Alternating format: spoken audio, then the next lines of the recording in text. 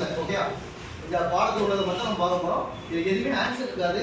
நீ உனக்கு ஆன்சர் தெரியும், தெரியலன்னு உனக்கு கரெக்ட் பண்ணி சொல்கிறேன். அதுக்கப்புறம் நம்ம அந்த கொஸ்டின்கே போகிறோம். ஓகேயா ஃபர்ஸ்ட்டில் வந்து இப்போ இங்கிலீஷ்லேயும் நான் சொல்கிறேன், தமிழ்லேயும் சொல்கிறேன். ஓகேயா ஃபர்ஸ்ட்டு இது வந்து முதல் கொஸ்டின் முதிர்ந்த விந்து செல்கள் சேகரிக்கப்படக்கூடிய அதாவது ஸ்பேம் செல் எங்கே வந்து சேமிக்கும் எந்த இடத்துல அப்படின்னு நம்ம பார்க்கும்போது இதில் பார்த்தீங்கன்னா விந்தக மேல் சொல்கிறது எபிடைமிஸ்.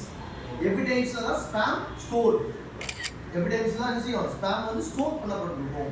ஓகே அப்போ இதுக்கான ஆன்சர் அப்படின்னா சொல்லுவோம் எபிடைமிஸ் ஆர் தமிழில் பார்த்து ரைட்டா. செகண்ட் கொஸ்டின் ஆண் பால் ஹார்மோன் அதாவது இப்போ சொன்னோம் இல்லையா testosterone. Testosterone that is produced by secondary sexual character, produces secondary sexual character. என்னன்னா நம்ம ஆண்களுக்கான கேரக்டர் கார்டியோல சொல்றதுதான் வந்து செகண்டரி செக்சுவல் கேரக்டர். அதே மாதிரி பாத்தீங்கன்னா இந்த இடத்துல ஹார்மோன் எது இந்த சுரக்கூடிய இடம் என்ன அப்படின்னு பாத்தீங்கன்னா லீடிக் செல். லீடிக் செல் அப்போ லீடிக் செல் செக்ரீட்ஸ் என்னது Leydig cell secretes testosterone hormone.